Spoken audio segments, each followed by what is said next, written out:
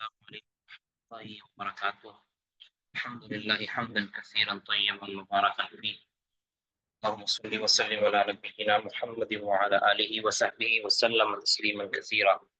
رب اشرح لي صدري ويسر لي أمري واحلل عقدة من لساني يفقهوا قولي. باب قول النبي صلی اللہ علیہ وسلم ہو گیا.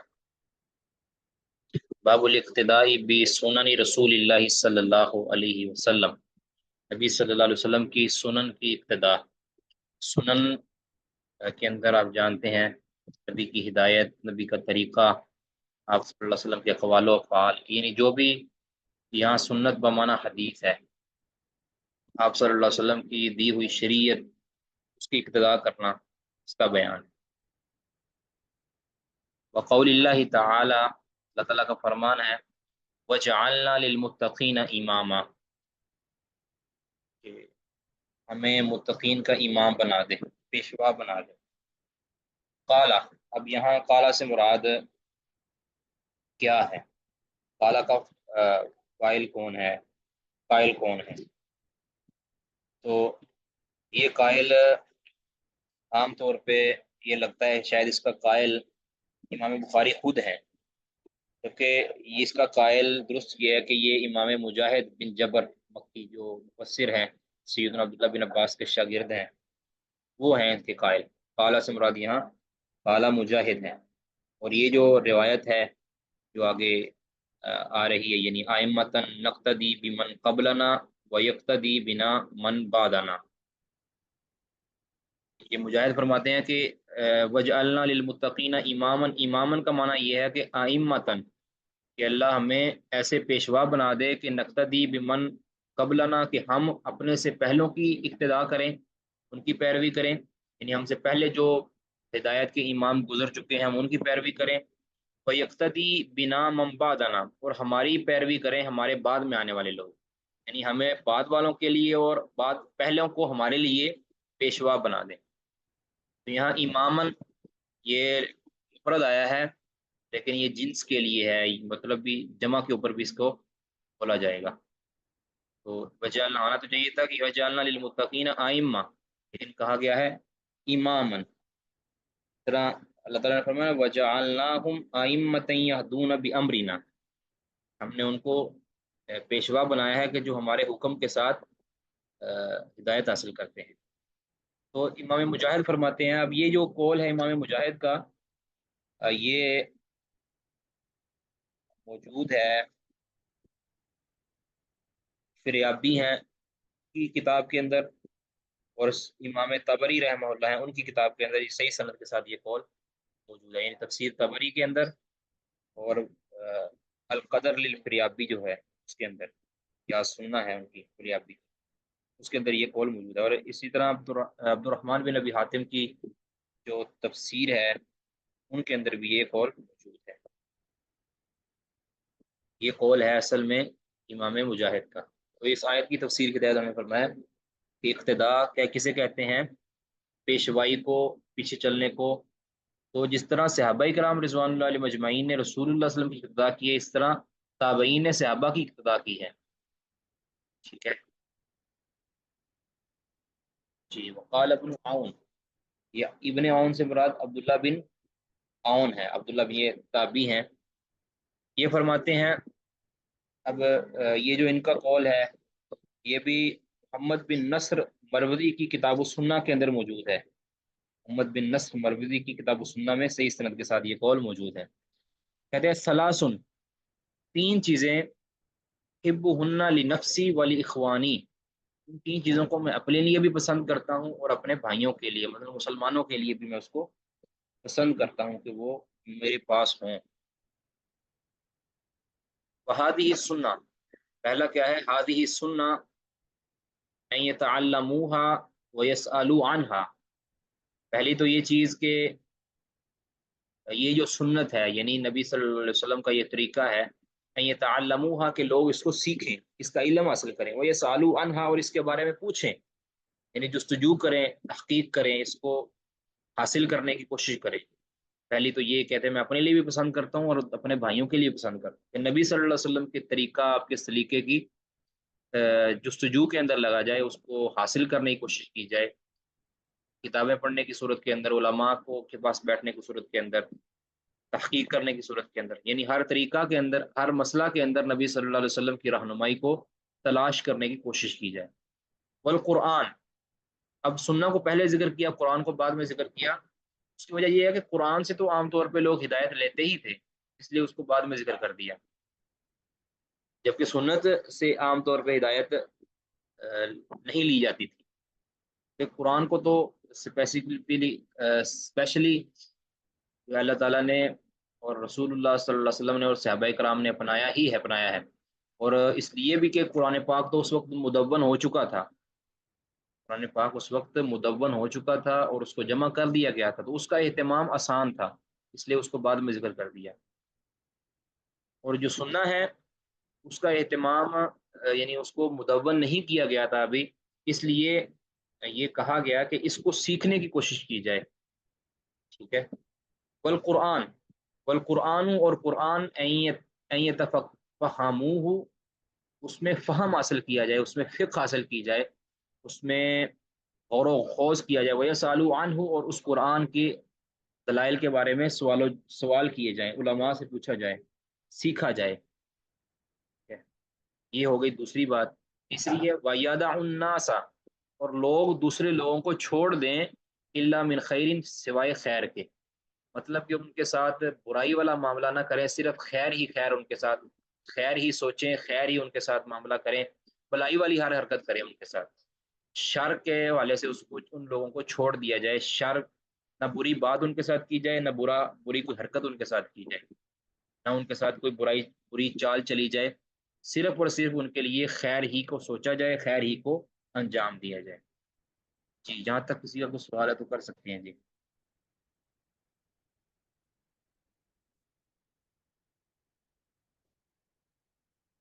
کوئی سوال نہیں؟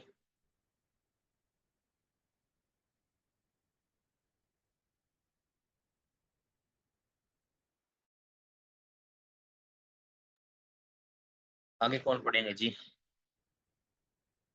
20 پڑھیں گے۔ السلام عليكم ورحمة الله وبركاته. السلام۔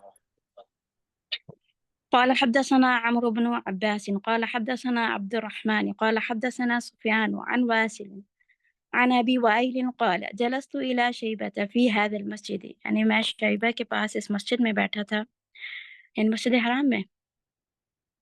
قال، انہوں نے کہا جلس إلي عمر وفي مجلس، جلست الى شیبہ، شیبہ سے مراد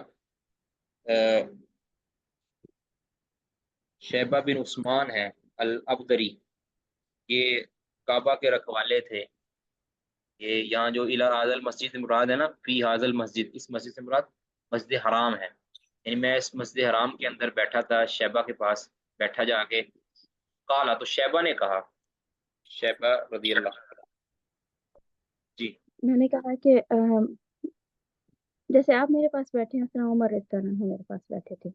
فقال، پس عمر رضی اللہ عنہ نے کہا هممت أن لا أدع فيها صفراء ولا بيضاء إلا قسمتها بين المسلمين، یعنی میں چاہتا ہوں کہ اس میں یعنی کعبہ کی میں آواز کوئی بھی کم آ رہی ہے، آپ کی آواز کم آ رہی ہے،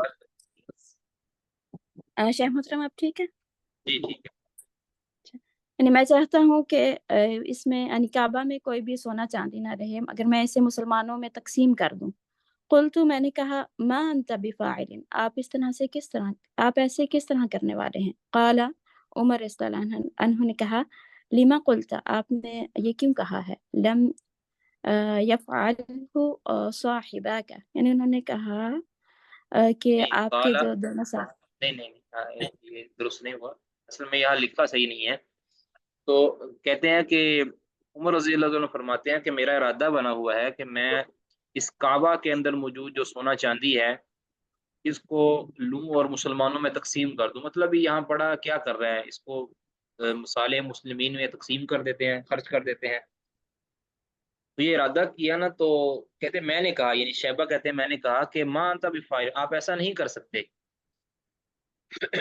قالا، عمر رضی اللہ عنہ نے کہا لیما، کیوں، میں ایسا کیوں نہیں کر سکتا، لیما، تو آگے پھر قل تو، یہ شیبہ کہتے ہیں پھر میں نے کہا، اس لیے نہیں کر سکتے کہ لم یفعلہ صاحبہ کا، کہ آپ کے دو بڑے جو ہیں انہوں نے ایسا نہیں کیا، لم یفعلہ ایسا نہیں کیا صاحبہ کا آپ کے دونوں بڑوں نے، یعنی نبی صلی اللہ علیہ وسلم نے اور ابو بکر صدیق نے، یعنی آپ کا دور خلافت اگرچہ اور نہیں، نبی صلی اللہ علیہ وسلم نے اپنے دور میں نہیں کیا، پھر ابو بکر صدیق نے باوجود اس کے کہ مسلمانوں کو بڑی حاجات تھیں اس ٹائم، خرچ کرنے کی بڑی ضرورت تھی، لیکن انہوں نے بھی ایسا نہیں کیا کیونکہ رسول اللہ صلی اللہ علیہ وسلم نے نہیں کیا تھا۔ اب آپ کے دور میں تو فراوانی بھی ہے، آپ ایسا کیوں کر سکتے ہیں؟ تو آپ ایسا نہیں کریں۔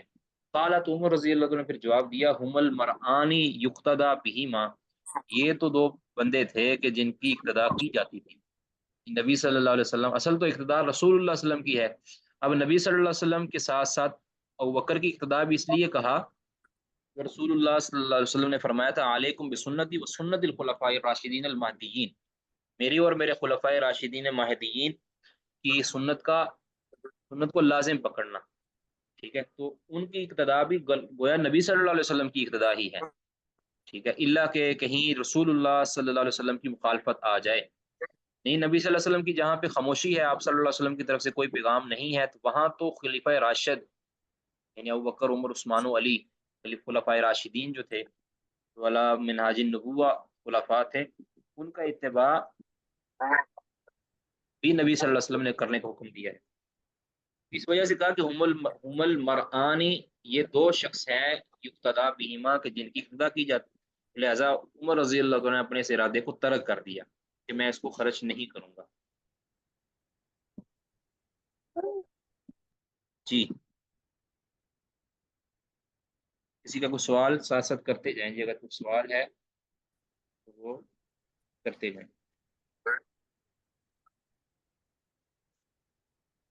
جی پڑھیے جی آگے۔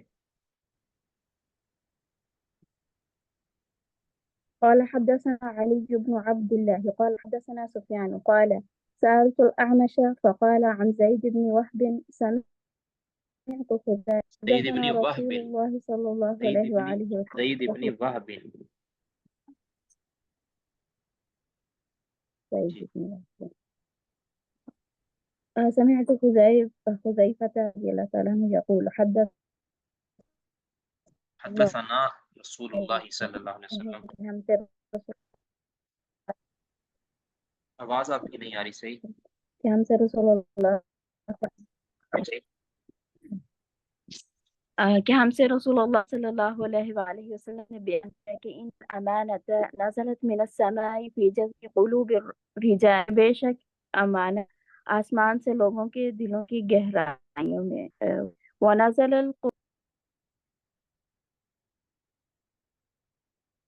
ان الامانۃ نزلت من السماء فی جذر قلوب الرجال،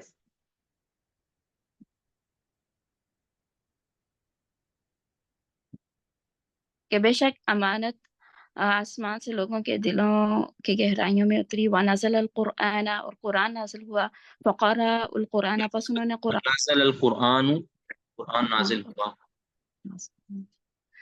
فقرأ القرآن، پس انہوں نے قرآن کی تلاوت کی، وعلموا من السنت، اور سنت سے سیکھا یا سنت کا علم حاصل قرآن کی کیا۔ تلاوت سے مطلب یہ ہے کہ قرآن کو سیکھنا، یہ بھی قرآن کا صرف زبانی قرات نہیں کرنا، قرأ القرآن، قرآن کو پڑھنا مطلب ہے قرآن کا فہم حاصل کرنا، قرآن کو زبانی بھی پڑھنا، دیکھ کر بھی پڑھنا، اور اس کا فہم بھی حاصل کرنا، قرآن کو سیکھنا کہہ لیں آپ۔ وعلموا من السنت، اور سنت کا علم حاصل کیا، تو یہ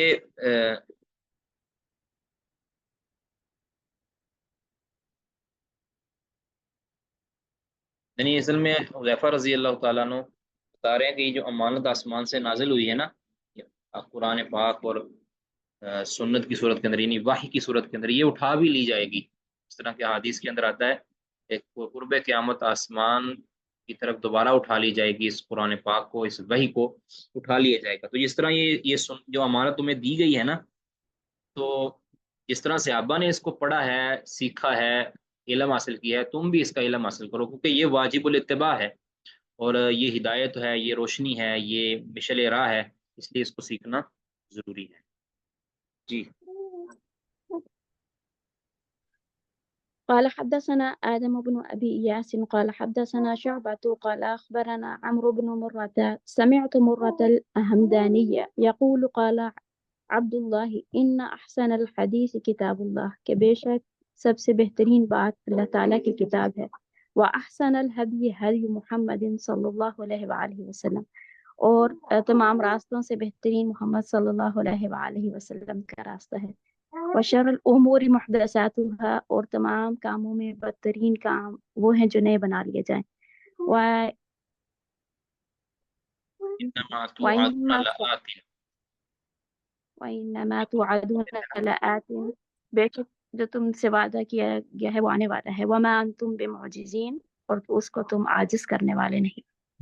سیدنا عبداللہ بن مسعود رضی اللہ تعالیٰ عنہ خطبہ ارشاد فرما رہے تھے. اس خطبے کے اندر انہوں نے یہ بات فرمائی ہے احسن الحدیث کتاب اللہ کہ سب سے بہترین بات وہ کتاب اللہ کی ہے. احسن الکلام یا ان احسن الحدیث کتاب اللہ اور ہدی ہے مراد ہدایت راستہ طریقہ سنت. سب سے بہترین جو طریقہ ہے وہ محمد کریم صلی اللہ علیہ وسلم کا طریقہ ہے. تو گویا اگر تم نے کسی بھی مسئلہ کے اندر رہنمائی لینی ہے تو قرآن اور سنت سے بہتر کوئی چیز نہیں ہے. اب اس سے اپوزٹ قرآن و سنت کی مخالفت کے اندر اگر کوئی چیز ایجاد کی جائے گی کوئی نئی چیز اسلام میں داخل کی جائے گی تو وہ نیا ایجاد شدہ چیز ہے. اور ذرا دوسری روایت میں آتا ہے کلو محدثت بدعہ ہر نئی ایجاد شدہ چیز وہ بدعت ہے. اور آگے تنبیہ کے طور پر آخر میں خطبے کے اختتام پہ سیدنا عبداللہ بن مسعود رضی اللہ عنہ نے یہ بات فرمائی کہ یاد رکھو کہ انما توعدون لآت قرآن کی آیت کہ جو تم سے وعدہ کیا گیا ہے وہ عنقریب آنے ہی والا ہے.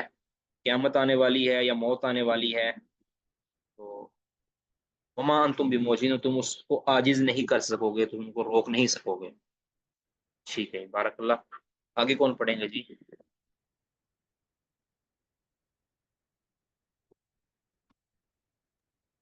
سوال السلام علیکم ورحمۃ اللہ. جی آواز آ رہی شیخ صاحب؟ جی بالکل آواز صحیح آ رہی ہے ماشاء اللہ. أعوذ بالله السميع العليم من الشيطان الرجيم بسم الله الرحمن الرحيم قال حدثنا مسدد قال حدثنا سفيان قال حدثنا الزهري عن عبيد الله عن أبي هريرة وزيد بن خالد قال كنا عند النبي صلى الله عليه وسلم فقال لأقضين بينكما بكتاب الله. نبی صلی اللہ علیہ وسلم کے پاس ابو ہریرہ اور زید بن خالد رضی اللہ عنہم کہتے ہیں کہ ہم نبی صلی اللہ علیہ وسلم کے پاس تھے تو انہوں نے فرمایا میں تمہارے بیچ میں فیصلہ کروں گا اللہ کی کتاب کے ساتھ. یہاں کتاب اللہ سے مراد حکم اللہ ہے جس کے اندر قرآن اور سنت دونوں آتی ہیں. امام بخاری کا یہاں لانے کا مقصد یہ ہے کہ کتاب اللہ سے مراد حدیث بھی ہے کیونکہ نبی صلی اللہ علیہ وسلم نے یہ فیصلہ جو کیا تھا یہ تو قرآن کے اندر نہیں ہے. یہ تفصیلی حدیث ہم نے پیچھے پڑھ لی ہے نا اخبار الاحاد کے اندر. اس میں یہ ہے کہ آپ صلی اللہ علیہ وسلم نے فیصلہ دیا تھا کہ جو عورت تھی اس کو اگر اعتراف کر لے تو اس کو رجم کرنا ہے.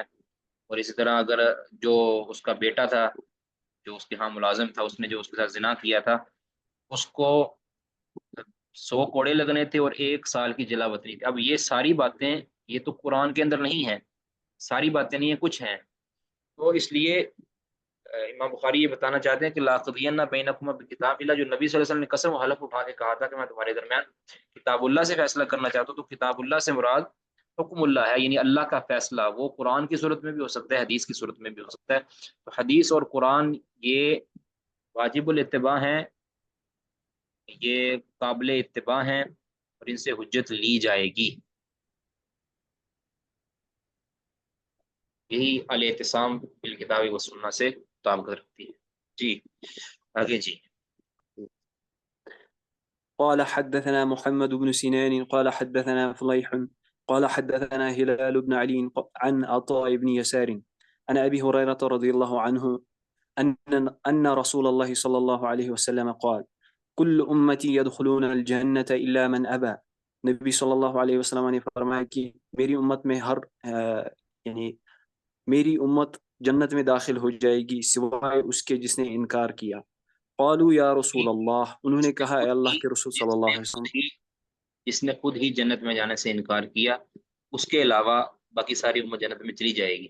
اب یہاں جو انکار کرنے کو جو ہے نا یہ مجازن کہا گیا کہ اس نے خود تو انکار نہیں کوئی کرتا میں جنت میں، مطلب یہ ہے کہ اس کو جنت اور جہنم کی ساری وعیدیں اور فضائل بتا دیے گئے تھے، لیکن اس نے اپنے عمل کے ذریعے خود انکار کر دیا، اپنے عمل کے ذریعے، یعنی اس نے چاہا ہی نہیں، کوشش ہی نہیں کی جنت میں جانے کی، تو گویا اس نے خود انکار کیا ہے۔ تو یہ جو اب بات ہے نا، جو انکار ہے یہ مجازن ہے، یعنی اس نے نبی کے طریقے کو چھوڑا ہے جان بوجھ کے، تو اس پر مجازن کہہ دیا گیا، تو اس نے گویا خود ہی جنت میں جانے سے انکار کر دیا۔ جسے کہتے ہیں نا کہ ایک لڑکا جو محنت ہی نہیں کرتا، جو پیپر میں پاس ہونے کے لیے محنت ہی نہیں کرتا، اس کو کہتے ہیں کہ یہ تو پاس ہونا ہی نہیں چاہتا، حالانکہ پاس تو وہ ہونا چاہتا ہے، لیکن جو کہ اس کی کوشش ہی نہیں ہے پاس ہونے کی، تو اس لیے ہم بندہ کہہ دیتا ہے کہ یہ پاس ہونا ہی نہیں چاہتا، یہ تو چاہتا ہے کہ میں ادھر ہی رہوں۔ تو اسی لیے جنت کے بارے میں بھی یہی کہا جائے گا کہ ایک یہ شخص جنت میں جانا ہی نہیں چاہتا، مطلب کہ وہ اس کا عمل، اس کی کوشش اور اس کا کردار اس چیز کی گواہی نہیں دیتا کہ یہ جنت میں جانا چاہتا ہے۔ جی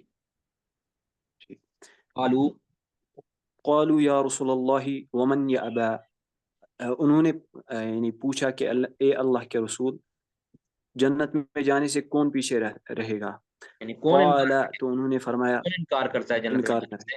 ہاں جی، قالا جی، آپ نے فرمایا من اطاعنی دخل الجنہ، جس نے میری اطاعت کی وہ جنت میں داخل ہو گیا، ومن عصانی فقد ابا، اور جس نے میری نافرمانی کی اس نے ہی انکار کیا۔ ہاں جی، اب نبی صلی اللہ علیہ وسلم کی اطاعت یہ اللہ کی اطاعت ہے دراصل، ٹھیک ہے، اور نبی صلی اللہ علیہ وسلم کی اطاعت کر کے ہی جنت میں داخل ہوا جا سکتا ہے۔ آپ کی نافرمانی فقد ابا، گویا اس نے خود ہی جنت میں جانے سے، یعنی آپ کی ہدایت کو چھوڑ کر کوئی انسان دوسری طرف جاتا ہے تو گویا وہ جنت کا راستہ خود ہی چھوڑ رہا ہے، ٹھیک ہے۔ تو یہ آپ صلی اللہ علیہ وسلم کی حدیث کی حجیت پر بھی بہترین دلیل ہے کہ آپ کی اتباع کے بغیر جنت ندارت۔ جی بارک اللہ فیک۔ کسی کا کوئی سوال اس بارے میں؟ دیکھیے ایک تو ہے نا وہ شخص کہ جو بالکل کافر ہے، اس نے نبی صلی اللہ علیہ وسلم کو نبی ہی نہیں مانا، تو اس نے بھی جنت میں جانے سے انکار خود کیا ہے۔ اور جو شخص کافر نہیں ہے، ٹھیک ہے، جو شخص کافر نہیں ہے لیکن مسلمان ہے اور گناہ گار ہے، تو وہ جنت میں تو چلا جائے گا، لیکن اول الوہلہ، یعنی پہلی ہی کہہ لیں کہ پور کے اندر جو جنت میں جانے سے وہ انکاری ہوگا۔ ابن حجر فرماتے ہیں کہ وَإِنْ كَانَ مُسْلِمًا فَالْمُرَادُ مَنْعُهُ مِنْ دُخُولِهَا مَا أَوَّلِ دَاخِلٍ إِلَّا مَنْ شَاءَ اللَّهُ تَعَالَى، کہ اگر مسلمان ہو، یعنی یہ انکار کرنے والا اگر مسلمان ہو، تو اس کو روکنے سے مراد یہ ہوگی، جنت میں داخل ہونے سے روکنے سے مراد یہ ہوگی کہ یہ شروع میں جو داخل ہونے والے جنتی ہیں نا، ان میں داخل نہیں ہوگا، ٹھیک ہے۔ ہاں جس کو اللہ تعالیٰ ویسے ہی معاف کر دے تو اس کی علیحدہ بات ہے، ورنہ جو گناہ گار موحد ہے، ہمارا عقیدہ یہ ہے کہ اللہ تعالیٰ کی مشیت کے تحت ہے، چاہے اللہ اس کو بخش دے، چاہے اللہ تعالیٰ اس کو سزا دے کر پھر جنت میں داخل کر دے، اللہ عالم۔ اور جو کافر ہے وہ تو فرماتے ہیں کہ انکان کافر فہو لا يدخل الجنت اصلا، بالکل بھی وہ جنت میں داخل نہیں ہوگا۔ جی کسی کا کوئی سوال نہیں؟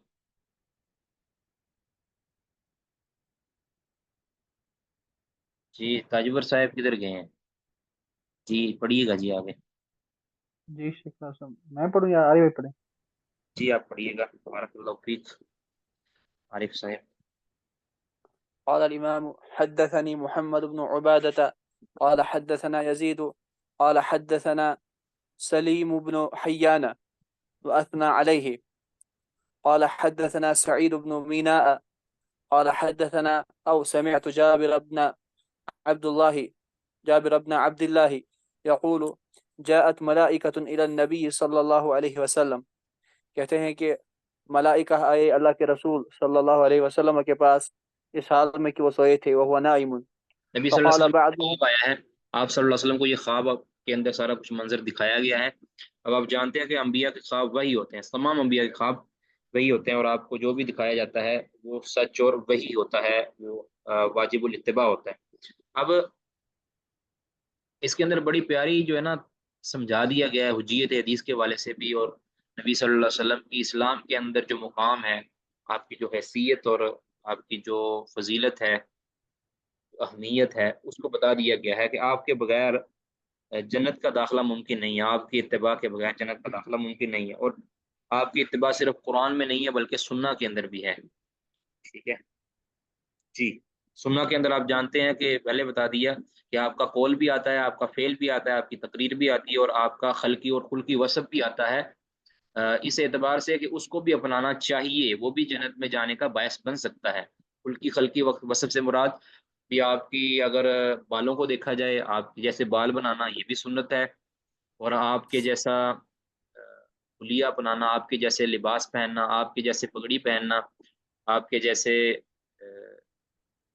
چیزوں کو پسند کرنا، مثلا جس طرح کدو ہے۔ اب یہ چھوٹی چھوٹی سنتیں ہیں، اگرچہ یہ واجب تو نہیں ہیں، ان میں سے بعض واجب تو نہیں ہے، لیکن ان کو اپنانا یہ جنت میں جانے کا باعث بن سکتا ہے، نیکی کو بڑھانے کا باعث بن سکتا ہے۔ جی فقال بعضهم، تو ملائکہ میں سے بعض نے کہا، انه نائم، وقال بعضهم ان العین نائمۃ والقلب یقظان، کہ بعض نے کہا یہ تو سویا ہے، اور بعض نے کہا آنکھ سوئی ہے لیکن دل جاگا ہے۔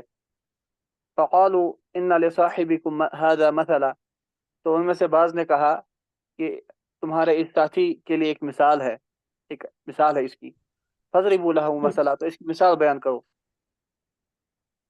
جی فقال یعنی بعضهم، جی شیخ صاحب، یعنی مثال ہوتی ہے نا، مثال سمجھنے کے اندر آسانی ہوتی ہے کہ اس کی مثال بیان کرو۔ جی اب مثال کیا بیان کی جا رہی ہے؟ یہ بھی اللہ کی طرف سے ہی تھی نا۔ جی فقال بعضهم انه نائم وقال بعضهم ان العين نائمة والقلب يقظان، تو اب بعض نے یہ کہا یہ بعض روایتوں کے اندر یہ جو نائم اور یقظان کی بات، یہ صرف پہلی بار ہی آئی ہے، لیکن اس روایت کے اندر دو تین بار آئی ہے، میرا خیال 3 بار آئی ہے، تو درست ہے، یعنی یہ بار بار یہ بات کہی ہوگی۔ بعض نے کہا یہ تو سوئے ہوئے ہیں، دوسروں نے کہا کہ نہیں سوئے نہیں، یہ جاگ رہے ہیں، ان کو سمجھ آ رہی ہے سارا کچھ، یہ آپ کی خاصیت ہے نا۔ جی فقالوا مثله كمثل رجل بنى دارا، تو ان میں سے کچھ نے کہا کہ اس کی مثال ایسے شخص کی مثال ہے جس نے ایک گھر بنایا، وجعل فيها مأدبة، اور اس میں ایک اس نے دعوت رکھی کھانے کی، دسترخوان، دسترخوان، دسترخوان رکھا، ہاں ٹھیک ہے، یہ بھی وبعث ٹھیک ہے، مادوبہ ٹھیک ہے، دسترخوان ہی ہوتا ہے نا، اس میں بھی کھانا ہی ہوتا ہے۔ جی وبعث داعيا، پھر اس شخص نے جس نے گھر بنایا لوگوں کے لیے دعوت کے لیے کسی کو بھیجا کہ لوگوں کو دعوت دو۔ فمن اجاب الداعیہ، تو جس نے اس دعوت دینے والی کی دعوت کو قبول کیا، دخل الدار، وہ گھر میں آیا، واکل من المأدبة، اور دسترخوان میں سے کچھ کھایا۔ ومن لم يجب الداعیہ لم يدخل الدار، اور جس نے اس کی دعوت کو قبول نہ کیا تو وہ گھر میں داخل نہ ہوا۔ ولم يأكل من المأدبة، اور نہ ہی اس نے اس دسترخوان میں سے کچھ کھایا۔ فقالوا اولوها، تو بعض نے کہا اس کی تفسیر بیان کریں۔ اب یہ یفق له، خواب تو اس نے یہ دیکھ لیا ہے، یعنی ان کے خواب کے اندر آئے تھے نا، اب یہ بھی اللہ کی قدرت ہے، کیسے ہوا یہ سارا کچھ؟ اب ویلوہا لہو، کہ اب خود ہی کہا کہ اب ہم خواب کے اندر ہی ان کو دکھا دیتے ہیں کہ اس کی تعبیر کیا ہے، یفقہا، تاکہ یہ اس خواب کی تعبیر کو سمجھ جائیں، کہ اب ویلوہا لہو، اس محمد صلی اللہ علیہ وسلم کے لیے تعبیر کر دو اس خواب کی، خواب کے اندر ہی، یفقہا، تاکہ یہ اس کو خواب کو سمجھیں۔ اب یہ یاد رکھیں، یہ خواب کے اندر کبھی کبھار ہمارے ساتھ بھی ایسا ہو جاتا ہے نا کہ بندہ خواب دیکھتا ہے، خواب کے اندر انسان اس کی تعبیر جو ہے وہ اس کو معلوم ہوتی ہے، تو وہ ضروری نہیں ہے کہ وہ جو تعبیر اس خواب کے اندر معلوم ہوئی ہو وہ متحقق ہو، لیکن نبی صلی اللہ علیہ وسلم کے بارے میں ایسا ہم نہیں کہہ سکتے۔ آپ صلی اللہ علیہ وسلم کی جو کہ خواب بھی حق ہے، اور خواب کے اندر جو خواب کے اندر تعبیر کی گئی ہے وہ بھی حق ہے، ٹھیک ہے، آپ کا خواب بھی وہی ہے اور آپ کے خواب میں کی گئی تعبیر بھی وہی ہے، لیکن عام انسانوں کے حق میں یہ نہیں کہا جا سکتا کہ یہ خواب کے اندر جو کی گئی تعبیر ہے یہی تعبیر ہے، بلکہ اس کو الگ سے چیک کیا جائے گا یا الگ سے معلوم اس کا کیا جائے گا۔ یہی درست بات لگتی ہے، ابن بطال رحمہ اللہ وغیرہ نے اسی طرف اشارہ کیا ہے۔ وقال بعضهم إنه نائم وقال بعضهم إن العين نائمة والقلب يقظان. ابن بطال رحمہ اللہ تو کہتے ہیں کہ یہ جو خواب کے اندر تعبیر ہوتی ہے نا یہ معتبر ہوتی ہے، تو ابن حجر رحمہ اللہ پھر رد کرتے ہیں ان کا، ٹھیک ہے، کہ یہ نبی صلی اللہ علیہ وسلم کے ساتھ خاص ہے، ہر ایک شخص کے لیے یہ نہیں ہے۔ ہاں یہ ضرور ہے کہ وہ تعبیر اگر تو حقیقی تعبیر یعنی جو خواب کے علاوہ جاگنے کے بعد جو انسان تعبیر اس کی سوچ و بچار کرے، تو اگر تو وہی تعبیر اس کی مطابقت رکھتی ہے یا قریب قریب پڑتی ہے جو خواب کے اندر تعبیر کی گئی، تو پھر بندہ سمجھ جائے کہ یہ تعبیر انشاءاللہ یہی درست معلوم ہوتی ہے۔ یعنی اس کو آنکھیں بند کر کے یہ نہیں کہا جا سکتا کہ یہی تعبیر اور اس کی سچی تعبیر ہے، یہ نہیں کہہ سکتے غیر نبی کے لیے، نبی کے لیے تو ایسا ہی ہوگا نا۔ جی تو بعض نے کہا کہ یہ تو سوئے ہوئے ہیں، اور بعض نے کہا ان کی آنکھ سوئی ہے لیکن دل جاگا ہے۔ فقالوا، تو پھر انہوں نے کہا، یعنی تفسیر بیان کرتے ہوئے خواب کی، الدار الجنت، گھر تو جنت ہے، یعنی گھر سے والدائی مراد، محمد، یعنی جو کہا گیا ہے نا گھر سے مراد کیا ہے؟ جنت ہے۔ اب بعض روایتوں کے اب دائی اور دوسری جو دعوت دینے والا ہے وہ کون ہے؟ محمد، یعنی جو بلا کر لانے والا ہے، کیا وہ کھانے کے لیے دعوت کے لیے، وہ کون ہے؟ محمد صلی اللہ علیہ وسلم، وہ کون ہے؟ محمد صلی اللہ علیہ وسلم۔ اب دوسری روایتوں کے اندر اس کی مزید بھی وضاحت آئی ہے کہ جس کے اندر آیا ہے کہ جو مالک ہے جس نے بھیجا ہے اس سے مراد اللہ ہے، اور جو گھر ہے اس سے مراد اسلام ہے، الدار سے مراد اسلام ہے، اور البیت سے مراد یعنی گھر کے اندر جو ایک ہوتا ہے کمرہ، جو یعنی ایک ہے گھر جس کو حویلی کہتے ہیں، حویلی کے اندر ایک گھر بنایا جاتا ہے اس کو کہتے ہیں اس سے مراد کہتے ہیں جنت ہے، اور جو دائی ہے اس سے مراد محمد رسول اللہ صلی اللہ علیہ وسلم ہے۔ یہی بخاری وغیرہ کی روایتوں کے اندر بعد میں یہ بھی آیا ہے۔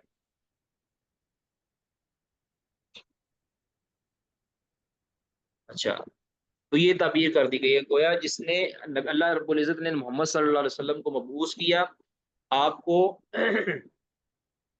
پیغام یہ دیا کتاب و سنت کی روشنی کے اندر، آپ بھی ان کو لوگوں کو بلائیں، لوگوں کو کیا بلانا ہے کہ یہ جنت ہے اور یہ جہنم ہے، جنت میں جانا چاہتے ہو تو یہ باتیں مان لو، ہماری بات دعوت کو قبول کر لو، اور جس نے دعوت کو قبول کر لیا، دنیا کے اندر نبی پاک صلی اللہ علیہ وسلم کی اتباع کر لی، آپ کی اطاعت و برداری کر لی، وہ تو جنت میں چلا جائے گا اور اس دعوت، اس دسترخوان سے، اس دعوت سے کھا لے گا، ٹھیک ہے، اور جو بات نہیں مانے گا تو وہ اس سے محروم رہے گا، اور جو محروم رہے گا تو یقیناً اس کا ٹھکانہ جہنم ہوگا۔ والداعی محمد صلی اللہ علیہ وسلم، آگے جی، فمن اطاع محمد صلی اللہ علیہ وسلم فقد اطاع اللہ، جس نے محمد صلی اللہ علیہ وسلم کی اطاعت کی اس نے گویا اللہ کی اطاعت کی، کیونکہ آپ صلی اللہ علیہ وسلم جو بھی فرماتے ہیں ان هو الا وحی یوحی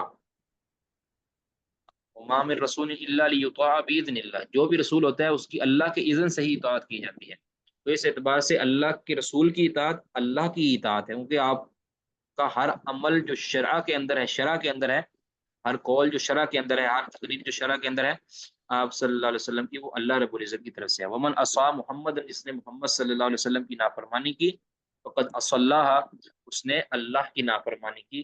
ومحمد فرق بین الناس، اور محمد کریم صلی اللہ علیہ وسلم لوگوں کے درمیان فرق کرنے والے ہیں، مطلب بھی جنتی کون ہے جہنمی کون ہے یہ نبی صلی اللہ علیہ وسلم کی شخصیت بتائے گی، آپ کی اس بندے کا نبی کے ساتھ کتنا تعلق ہے یا نبی سے کتنی بیگانگی ہے، یہ فرق ہو جائے گا محمد صلی اللہ علیہ وسلم کی سنت کی روشنی کے اندر۔ اگر وہ نبی کریم صلی اللہ علیہ وسلم کے متبعین میں سے ہے تو جنت میں جائے گا، اگر وہ مبغضین میں سے ہے یا منحرفین میں سے ہے تو پھر وہ دوزخ میں جائے گا۔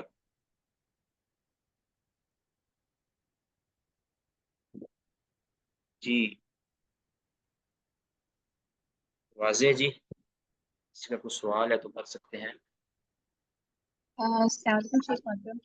السلام ورحمۃ اللہ۔ جی محترم، یہ جو ہم نے حدیث ابھی پڑھی ہے تو اس میں جو ہم نے اسٹارٹ کیا ہے، جب خواب کا بتا رہے ہیں اس سے پہلے کچھ انہوں نے کوئی ایسا خاص اشارہ تو نہیں دیا ہے کہ خواب اسٹارٹ ہو رہا ہے، انہوں نے صرف یہ کہا ہے کہ ہاذا مسئلہ ریبو لہو مثلا فقال بعضهم النوم، اور وہ سو رہے ہیں، ان کا دل تو جاگ رہا ہے مگر آنکھیں سوئی نہیں ہیں.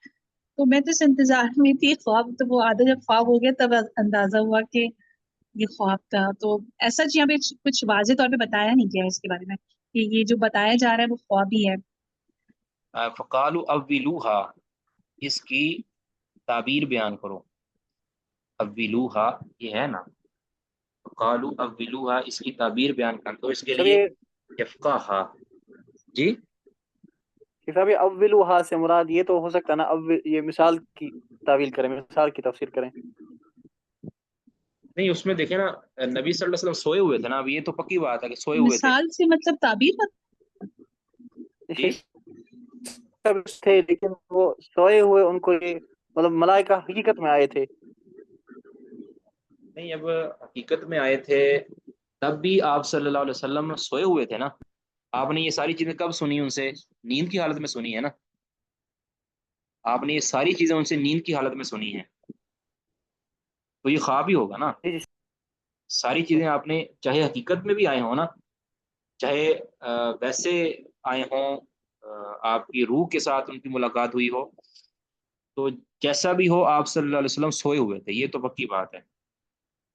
جب سوئے ہوئے تھے تو پھر آپ صلی اللہ علیہ وسلم کا وہ عمل جو بھی آپ صلی اللہ علیہ وسلم نے دیکھا ہے وہ عالم رویا ہی ہوگا، خواب ہی ہوگا. اور جو شارحین ہیں وہ یہ بھی اس کو خواب ہی کہتے ہیں.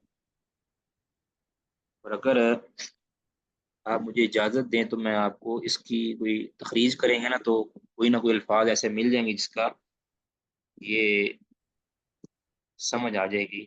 ابھی میں آپ کو اس کا دکھاتا ہوں.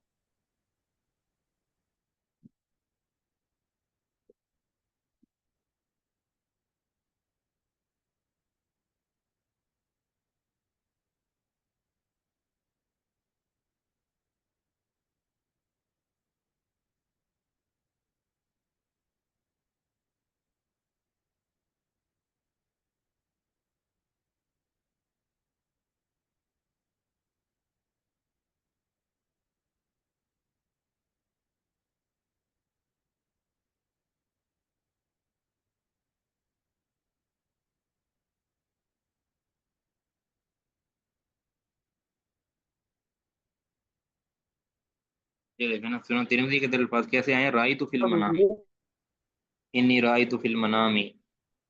یہ چیزیں ساری چیزیں بتا رہی ہیں کہ یہ خواب ہے. ٹھیک ہے جی.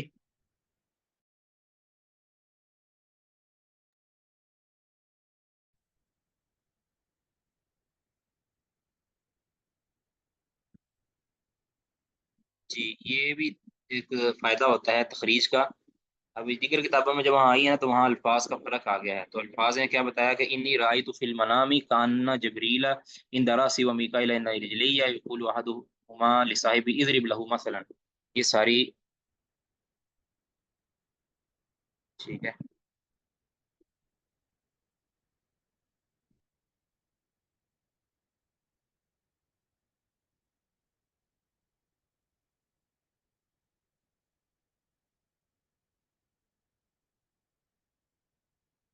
یہ امام حاکم اس کو کتاب التعبیر رویا کے اندر لے کر آئے ہیں. بعض بھی بتاتے ہیں اور کتاب التعبیر رویا کے اندر. بہرحال یہ تو بالکل واضح واضح جی.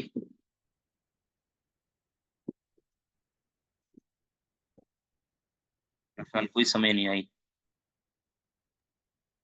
شیخ صاحب جی سمجھائیے، آپ کی آواز کٹ رہی تھی بیچ میں. نہیں، آپ کو یہ نظر آ گیا ابھی کہ یہ رائے تو فی المنامی یہ والی نظر آئی تھی اسکرین؟ جی جی شیخ صاحب یہ نظر آ رہی ہے. اب نہیں آ رہی، ابھی آ رہی تھی ایک سیکنڈ پہلے. ابھی تو یہ کتاب آ رہی ہے.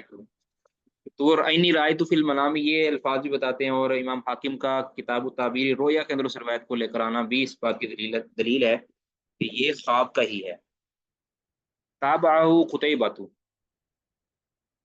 اس کی مطابقت کی ہے قتیبہ نے. کس کی مطابقت کی ہے؟ کہ محمد بن عبادہ کی.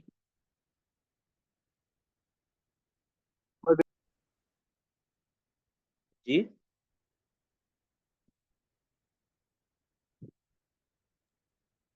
جی میں نے بھی یہی کہا تھا جی جی شیخ صاحب، میں نے یہی محمد بن عبادہ کا نام لیا تھا. ہاں جی. ان لیسن، لیس سے مراد لیس بن سعد ہے، یہ سکہ ہے، اور دوسرے لیس بن ابی سلیم ہوتے ہیں وہ ضعیف ہیں، یہاں لیس بن سعد ہیں.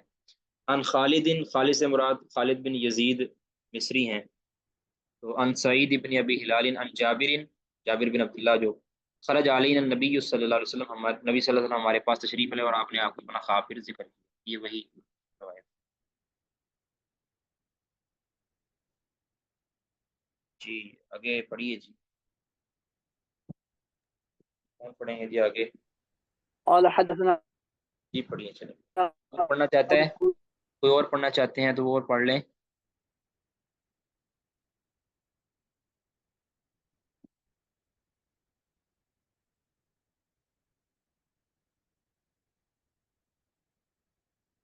جی پڑھیے جی پھر.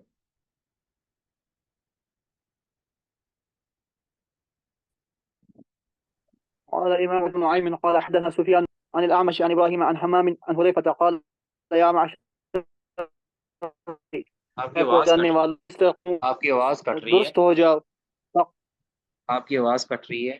یہ پورا میرے میں نیٹ آپ کے پاس کمزور ہے. جی ایک منٹ شیخ صاحب، میں نیٹ کا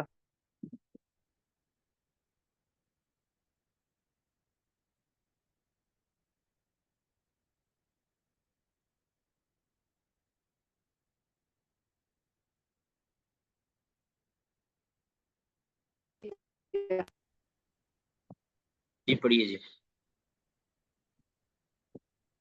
جی شیخ صاحب.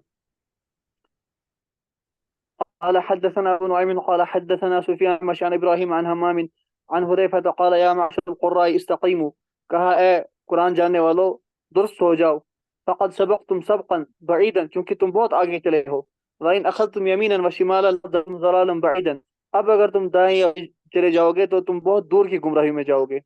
اچھا یہاں یا معاشر القراء سے مراد صرف یہ قاری نہیں ہے جو قرآن والے. ابن حجر فرماتے ہیں والمراد بہم العلماء بالقرآن والسنت،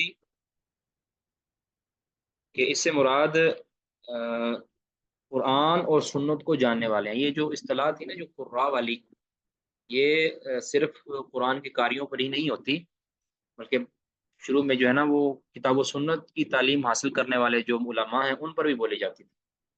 جس طرح آتا ہے نا کہ نبی صلی اللہ علیہ وسلم کے 70 قراء، تو مراد یہ نہیں کہ صرف ان کو قرات آتی تھی اور اس کو دین کا نہیں پتا تھا. جب انہوں نے دین سکھانا تھا تو صرف ان کو قرآن نہیں بلکہ سنت کا بھی پتا تھا. قرآن و سنت کو جاننے والے، اس کو سیکھ چکے لوگوں کو قراء کہہ دیتے تھے، علماء بھی ان کو کہتے تھے. تو استقیموا، تم سیدھے ہو جاؤ، یعنی تم اپنی ذمہ داری کو سنبھالو، ذمہ داری کو دیکھو، صحیح راستے پر چلو. گویا یعنی ہر اعتبار سے تم کتاب و سنت کے راستے کو اپنا لو. قد سبقتم سبقا بعیدا، تو یقیناً تم بہت آگے نکل جاؤ گے، بہت آگے نکل جاؤ گے. اور اگر تم نے اس راستے کو دائیں بائیں کیا، بائی پاس کیا، مخالفت کی اس کی، تو پھر یاد رکھنا کہ اب یہ جو ہے نا حذیفہ رضی اللہ عنہ کا یہ فرمان، یہ اس آیت کی تفسیر آپ کہہ لیں کہ نبی صلی اللہ علیہ وسلم کے بارے میں کہا جائے وَأَنَّ هَذِهِ صِرَاطِي مُسْتَقِيمًا فَاتَّبِعُوهُ وَلَا تَتَّبِعُوا السُّبُلَ فَتَفَرَّقَ بِكُمْ عَنْ سَبِيلِهِ، کہ تم یہ میرا راستہ ہے، محمد صلی اللہ علیہ وسلم کو کہہ دیں کہ یہ میرا راستہ ہے، سیدھا راستہ ہے، اس کی تم اتباع کرو. وَلَا تَتَّبِعُوا السُّبُلَ، اور دوسرے راستوں کے پیچھے نہ چلو، یعنی اس راستے کو سائڈ لائن کر کے تم دوسرے تیسرے راستوں کی طرف نہ چلو، ورنہ تم اللہ کے راستے سے تم جدا ہو جاؤ گے. ٹھیک ہے، یہ راستہ تمہیں اللہ کے راستے سے جدا کر دے گا. مراد گمراہی ہے. گویا اگر کسی نے ہدایت پر رہنا ہے قیامت تک، تو وہ محمد کریم صلی اللہ علیہ وسلم کی دی ہوئی شریعت اور آپ کے دیے ہوئے نصاب کو بنائے گا تو وہ ہدایت پر رہے گا. اگر وہ دائیں بائیں ہوگا، کسی اور کی ہدایت کی پیروی کرے گا اس کتاب و سنت کو چھوڑ کر، تو وہ یقینی طور پر گمراہ ہو جائے گا.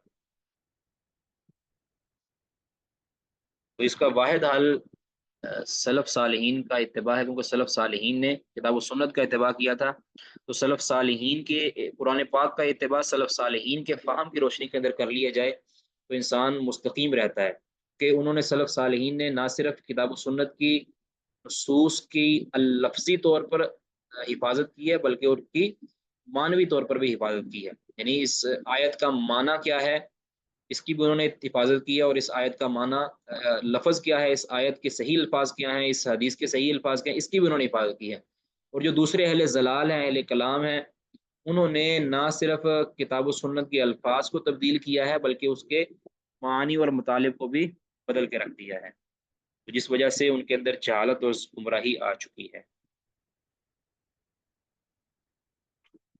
جی آگے پڑھنا ہے جی۔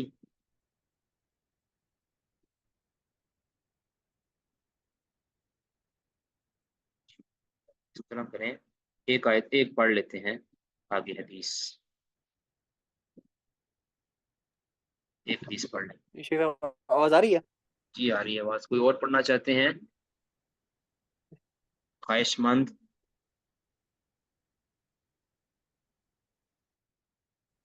جی تاجور بھائی پڑھیے گا جی آپ پر۔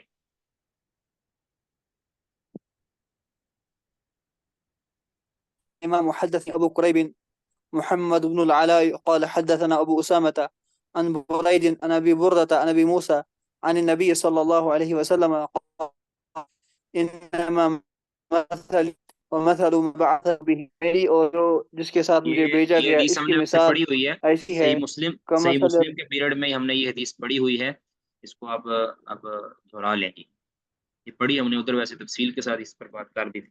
جی میری اور جس کے ساتھ مجھے بھیجا گیا یا جو میرے ساتھ بھیجا گیا اس کی مثال ایسی ہے کمثل رجل اتى قوما، ایک ایسا آدمی جو قوم سے آیا، فقال یا قوم انی رأیت الجیش، اس نے کہا اے میری قوم میں نے دیکھا ہے ایک لشکر کو، بعینی اپنی آنکھوں سے، وانی انا النذیر العریان، اور میں واضح ڈرانے والا ہوں، یہ عریان کا لفظی النجاء معنی تو ہوتا ہے، تو لفظی معنی نجات تو کو ہوتا ہے، لازم پکڑو بچاؤ کو، لفظی معنی تو ہوتا ہے عریان کا برہنہ، یعنی تو یا یہ مجازی معنی میں استعمال ہوا ہے انا النذیر العریان، یعنی کھلم کھلا ڈرانے والا ہوں، کوئی لے دے کر کے نہیں ڈرانے والا بلکہ کھلم کھلا میں واضح ڈراتا ہوں کہ تمہیں کھلے لفظوں میں۔ فن نجا، لہذا بچ جاؤ، نجات حاصل کر لو، بچ جاؤ، اللہ کے لیے بچ جاؤ۔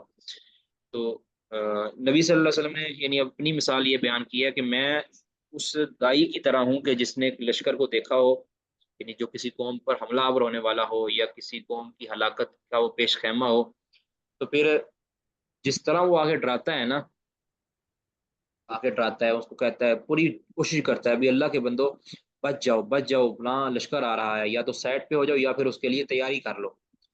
تو لہٰذا آپ صلی اللہ علیہ وسلم نے پھر ایسا کیا، تو یہ جو لشکر ہے اس کو تعبیر کیا ہے جہنم سے، نہیں جہنم سے بچ جاؤ، جہنم اللہ کا عذاب بڑا سخت ہے، اللہ کی پکڑ بڑی سخت ہے، اس پکڑ سے بچنے کے لیے نبی صلی اللہ علیہ وسلم کہتے ہیں میں ان کو ڈرا رہا ہوں، یعنی میں ان کو خبردار کر رہا ہوں واضح طور پر، یعنی کوئی بالکل بھی میں نے کوئی اسے پوشیدگی نہیں رکھی، سارا کچھ ان کو بتا دیا ہے کہ ایسا ایسا ہونے والا ہے جو مجھے اللہ نے بتایا ہے۔ جی فَأَطَاعَهُ، فأطاعه طائفة من قومه فأدلجوا فانطلقوا على مهلهم، تو پھر کچھ لوگوں نے اس ڈرانے والے کی پیروی کی، اس کی بات مانی، اور وہ رات کے پہلے پہر چل دیے، اور وہ آرام سے سکون کے ساتھ چلے، فنجوا، اور وہ نجات پا گئے، وکذبت طائفة منهم، اور ایک گروہ نے جھٹلایا اس ڈرانے والے کو، فأصبحوا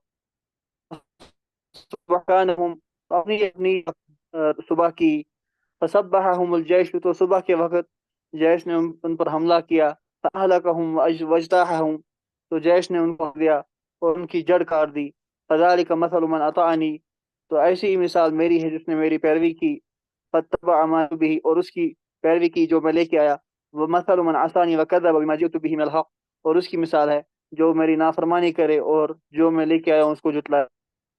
حق میں سے جو میں لے کر آیا ہوں اس کو جھٹلا دو، یہ مثال ہے اس شخص کی کہ جو نبی صلی اللہ علیہ وسلم نے فرمایا کہ جس طرح ایک شخص جو لشکر کو اپنی آنکھوں سے دیکھ کر لوگوں کو آ کے بتائے. اب جس نے مان لیا راتوں رات وہاں سے کوچ کر گیا اور اپنے آپ کو بچا لیا، اہل و عیال کو بچا لیا، وہ تو بچ جائے گا.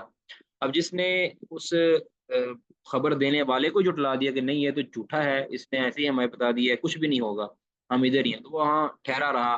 صبح ہوا تو پھر اس پر حملہ ہوا اور وہ جڑ سے اس کو اکھاڑ دیا گیا، اس کا مال لوٹ لیا گیا، اس کی بیوی بچوں کو قتل کر دیا گیا یا لونڈیاں بنا لیا گیا. اور میں بھی اسی طرح ہوں. میں جب اللہ کا پیغام سن چکا ہوں، سب کچھ دیکھ چکا ہوں، عین الیقین حاصل کر چکا ہوں، میں تمہیں بتا رہا ہوں کہ ایسا اللہ کے عذاب سے بچ جو. اب جس نے میری بات مان لی مجھے رسول مان کر، اب وہ تو اس عذاب سے بچ جائے گا اور جنت میں داخل ہو جائے گا. جس نے میری بات کو یہ کہہ کر جھٹلا دیا کہ یہ تو جھوٹا ہے، وہ پھر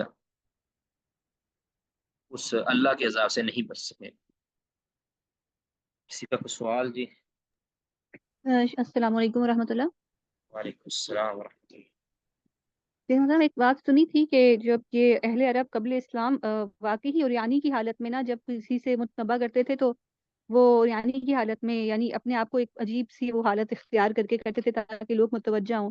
تو پھر جب یہ بات صحیح رسول ہے، اللہ صلی یہ بات صحیح ہے کہ اصل میں اس طرح ہوتا تھا کہ جب کوئی لشکر حملہ آور ہوتا تھا، کوئی کسی کو خبر ملتی تھی تو وہ آ کے ڈراتا تھا نا، پہاڑ پہ چڑھتا تھا، اپنے کپڑے اتار دیتا تھا اور کپڑے اتار کر پھر اس کو ہلاتا تھا. اور یہ ایک نشانی ہوتی تھی کہ بہت ہی خطرہ، بہت ہی خطرہ ہے. تو ایسا ہے کہ یہ کپڑے اتار کر اپنے اوپر رکھ لیتا تھا یا گھماتا تھا یا چلاتا تھا یا پھر آوازیں لگاتا تھا اور لوگوں کو خبردار کرتا تھا. ایسا ہے، یہ اس کو آپ کہہ سکتے ہیں نا نذیر الاریان.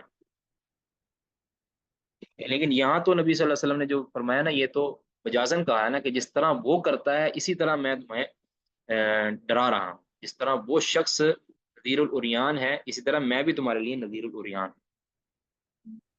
ٹھیک ہے جی. یعنی یہ استعارہ استعمال کیا تو اس کا ترجمہ ہم واضح تو نہیں کریں گے نا کیونکہ یہ تو اسی مطلب یہ تو مجازی اس میں معنی میں استعمال ہوا ہے نا.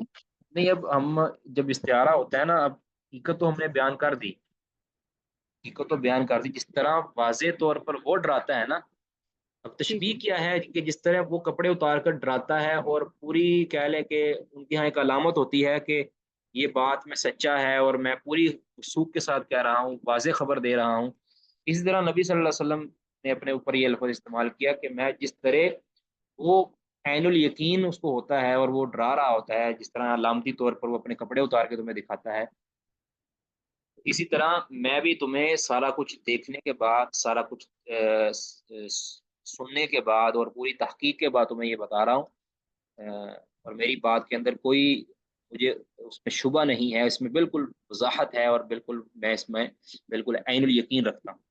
تو اس لیے اس کا ترجمہ یعنی اچھے الفاظ کے اندر آپ اس کو واضح ترجمہ اس کا کر دیتے ہیں، باقی لفظی معنی صحیح. تو جیسے آپ کو معلوم تھی.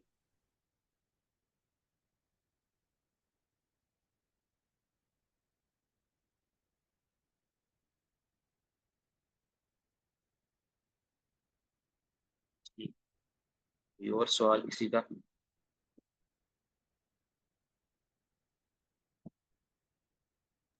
مثلا اس حدیث میں تو سوال نہیں ہے لیکن ویسے اس درس میں سوال ہے کہ یہ جو رسول اللہ صلی اللہ علیہ وسلم کسی چیز کو حلال یا حرام کر سکتے یا حد مقرر کر سکتے تو اس کے بارے میں کچھ پڑھنے کے لیے بتا دیجیے کیونکہ یہ بات مجھے خود مطلب واضح نہیں ہے. حلال اور حرام کا کیا مطلب؟ مطلب کیا رسول اللہ صلی اللہ علیہ وسلم خود ہی کسی چیز کو حلال یا حرام کر سکتے ہیں یعنی جو قرآن میں نہ آئی ہو. جی آپ نے فرمایا نا قرآن میں نہ آئی ہو یہ تو ہے، لیکن اپنی طرف سے نہیں کر سکتے. آپ کو جو وہی غیر مطلوب کے ذریعے خبر دی جاتی تھی کہ یہ چیز حرام ہے یا یہ چیز حلال ہے، ایسا تو آپ صلی اللہ علیہ وسلم کر سکتے ہیں. یعنی آپ خبر دینے والے ہیں. ان اللہ حرم قد حرم اللہ و رسول کا مطلب یہ ہے کہ اللہ نے حرام کی ہے اور رسول اللہ صلی اللہ علیہ وسلم نے اس کی خبر دی ہے. تو کبھی کبھار ہم، خبر دینے والے کی طرف بھی اس کی تحریم کی نسبت کر دی جاتی ہے. نبی صلی اللہ علیہ وسلم اپنی طرف سے کچھ حرام یا حلال نہیں کر سکتے کیونکہ اس کی خبر نبی صلی اللہ علیہ وسلم نے قرآن حدیث کے اندر دی ہے. میں آپ کو ابھی حدیث نکال کے دکھاتا ہوں اگر مجھے وہ حدیث مل گئی تو.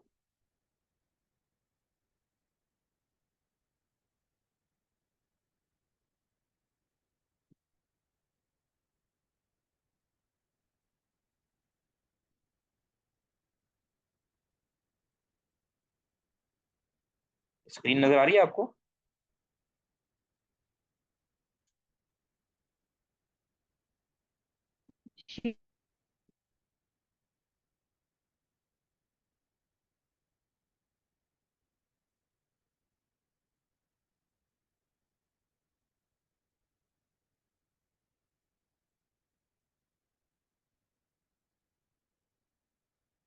جی یہ آپ نے کیا فرمایا، انی لست احرم حلالا ولا احل حراما، یہ نبی پاک صلی اللہ علیہ وسلم نے خود فرمایا ہے کہ میں کسی حلال کو حرام نہیں کر سکتا، نہ کسی حرام کو حلال کر سکتا، یہ نبی صلی اللہ علیہ وسلم نے خود فرمایا ہے۔ تو نبی صلی اللہ علیہ وسلم صرف خبر دیتے ہیں، اور وہ خبر دیتے ہیں کیسے دیتے ہیں کی دلیل میں آپ کے سامنے ذکر کرتا ہوں۔ آپ صلی اللہ علیہ وسلم نے جو فرمایا ہے نا کہ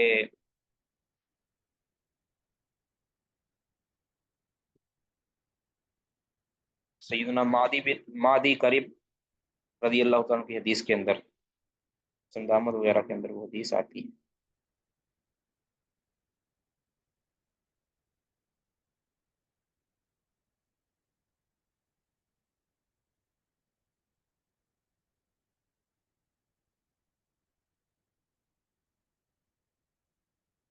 نہیں اوتیت القرآن ومثلہ معہ، آپ نے یہ فرمایا تھا کہ مجھے قرآن دیا گیا ہے اور اس کے ساتھ اس کی مثل بھی دی گئی ہے۔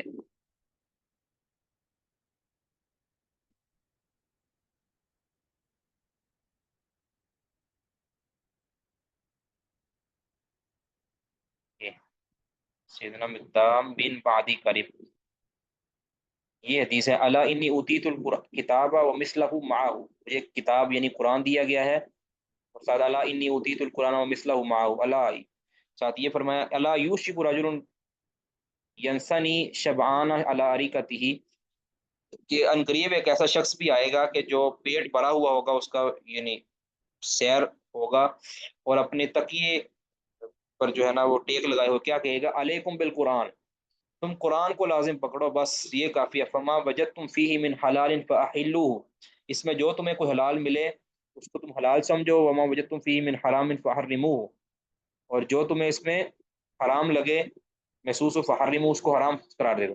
الا لا یحل لکم لحم الحمار الاہلی، اب نبی صلی اللہ علیہ وسلم نے ان کو جواب پکی یہ دی اس شخص کے بارے میں کہ کہا کہ اس کو یہ نہیں معلوم ہے کہ الا لا یحل لکم لحم الحمار الاہلی ولا کل ذی ناب من السباع، کہ آپ نے فرمایا کہ یاد رکھو کہ تمہارے لیے گھریلو گدھے کا گوشت حلال نہیں ہے، اور نہ ہی ہر کچلی والا جو درندہ ہے اس کا گوشت حلال ہے۔ اب یہ چیز تو قرآن پاک میں ہے ہی نہیں، گھریلو گدھے کا گوشت تو سنت نے حرام کیا، آپ نے فرمایا کہ جب سنت، جی کیا فرما رہے ہیں جی طیب بھائی؟ جی شیخ صاحب آپ عمل کریں۔ جی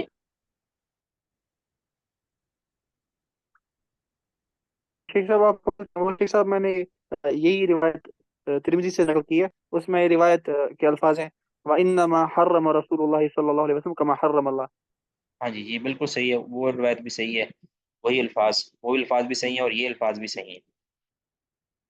واقعہ اس سے روایت کے مختلف الفاظ ہیں، سنن کی روایت ہے یہ، اور دیگر کتابوں کے اندر بھی یہ آتی ہے، انما حرم رسول اللہ کما حرم اللہ، جس طرح رسول اللہ صلی اللہ علیہ وسلم نے جو انما حرم رسول اللہ کما حرم اللہ، یا انما حرم رسول اللہ کما حرم اللہ، اس طرح ہی ہے جی۔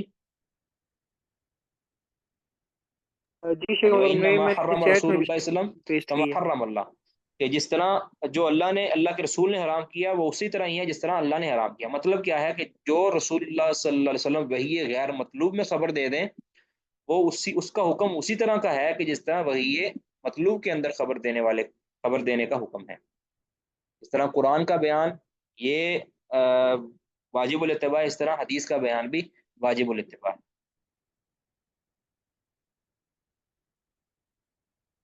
واضح جزاک جی؟ اللہ۔ بارک اللہ فیکم، سبحانک اللہم جی وبحمدک، شکریہ۔ اشہد ان لا الہ الا انت، استغفرک واتوب الیک۔ السلام علیکم ورحمۃ اللہ۔